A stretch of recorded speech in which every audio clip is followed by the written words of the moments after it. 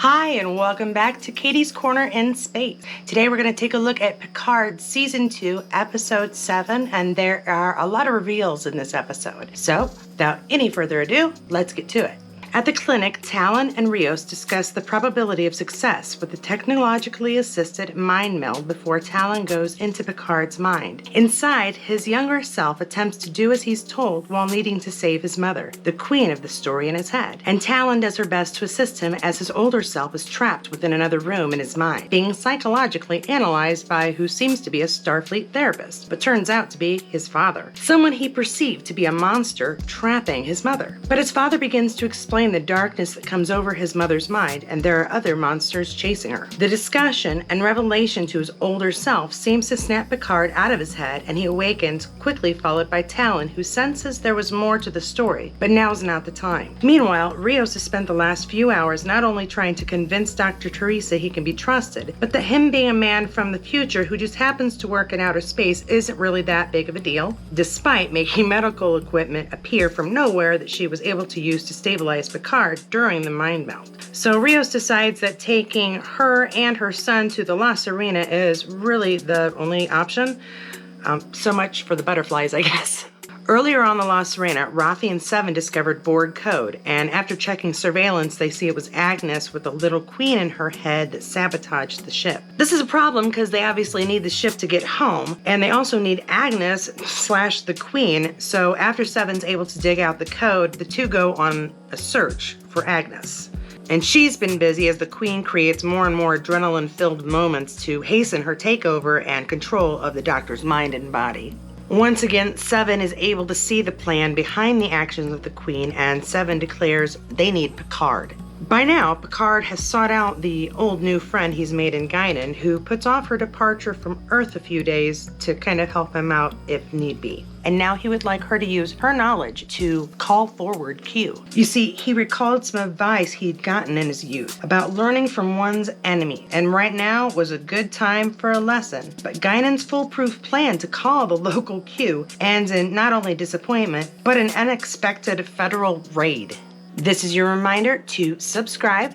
So this was a pretty busy episode, kind of jumped from one thing to another. But the important things to note here are, one, Talon is not a human like it was easy to mistake her for. She had pulled a little Spock and hidden her ears, and she's a Romulan, which pleases Picard to no end, to know that Talon is part of, or is probably part of, Laris's ancestry. And who doesn't love a callback to the old classics? Speaking of which, I loved Rios's line there, "I'm from Chile, I just work in space." It was a great callback to Kirk and his Voyage Home line. Yeah, Rios is getting himself in some trouble here. He keeps stepping on pretty much every butterfly that's there as long as it's connected to the Doctor. He's got himself thrown in jail. He's gotten her thrown in jail. He's revealed technology to her now so that she could help Picard. And in a final act of let's throw the rules out the window, he beams her and her son onto the La Sirena for basically a tour to prove that they're good guys. I don't know what they're expecting to do with her after this.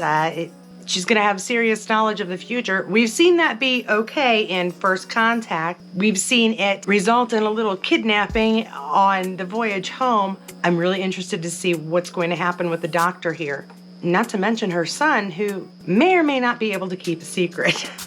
Another important revelation is that there is more to the story between Picard and his mother than we initially thought. Over the years in the mythos, Picard's dad has been mentioned a little here and there, mostly that he doesn't seem to like food replicators. He wants naturally grown food. He was a bit of a stickler for the rules and was rather disappointed in his son's choice to join Starfleet. And that's kind of all we really know about Picard's father. To have met him now and see that he might not remember his dad in the best light compared to the truth. As I think most of us do as adults, we tend to remember the "it hurt me so bad" part and not the "my parents were trying so hard" part. Now, the great thing about this revelation is that, as you remember, Picard was unable to really open himself up to Laris. And I believe right now they're starting to introduce that reason. We're going to learn more about the relationship his mother and father had with each other, and that might reveal why Picard is so concerned about opening himself up to a true, committed,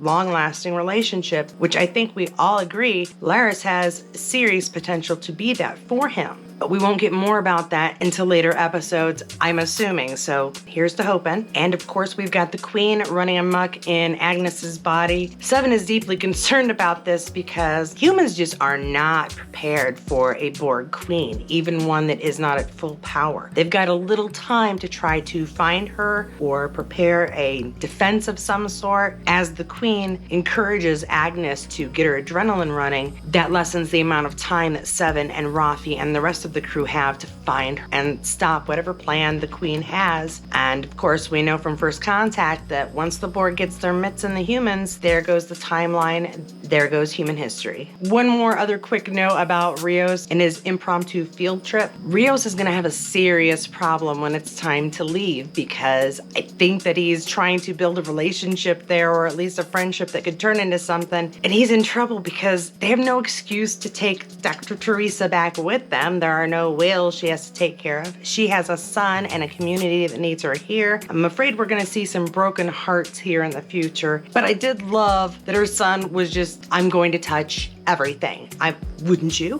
One final thought. As you know, I've been looking forward to this Vulcan reveal we may get in the future. However, the fact that Talon happens to be Romulan and that was the species chosen to watch over this time makes me wonder if my original assumption that they were Vulcans hiding in the woods might not be Romulans hiding in the woods. And again, wouldn't that discovery make a big difference in how Earth developed afterwards? So those are my thoughts on this week's episode and what we might be looking forward to in the future. I'm a little disappointed that we didn't get any Q or Soong or Corey this week. However, that bodes well for next week's episode. It's probably going to have a lot of them and build back into the story. I'm hoping that Rafi and Seven get a chance to work on some of their relationship issues. I love the banter between them. You can tell they truly care about each other and are worried for each other. It's just relationship stuff. So hopefully they'll get their stuff figured out before they get back home. And that's been my complete short summary thoughts on Picard Season 2, Episode 7. And as always, feel free to like and comment below. Now, if you enjoyed this video, don't forget to try this one. I made it just for you guys, and I will see you next week for a new episode of Picard. Until then, have a great day, have a great week, and bye.